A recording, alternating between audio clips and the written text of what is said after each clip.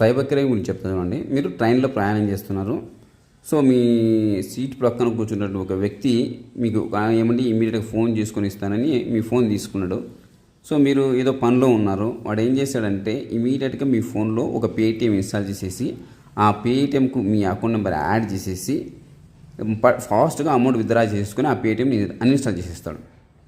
మీకు మెసేజ్ కూడా కనపడదు, ఇక ఆ మెసేజ్ కూడా డిలీట్ చేస్తాడు. ఆ పని అయిపోయిందని మళ్ళీ మీ ఫోన్ మీకు ఇచ్చేస్తాడు. సో మీరు ఫోన్పే అక్కడి నుంచి వాడు వెళ్ళిపోతాడు. మళ్ళీ మీ ఫోన్పే మీరు చెక్ చేసుకున్న టైంకి మీ అకౌంట్లో డబ్బులు ఉండవు. కాబట్టి don't give your phone to anyone.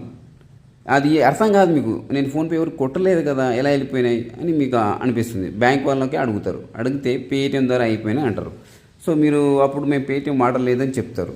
కానీ ఆడ పేటిఎం ఇన్స్టాల్ చేసి చూస్తే ట్రాన్సాక్షన్ ఉంటుంది. కాబట్టి మీ ఫోను ఎవ్వరికి ఇవ్వవద్దు. సైబర్ క్రైమ్ కావడానికి అవకాశాలు ఉంటాయి.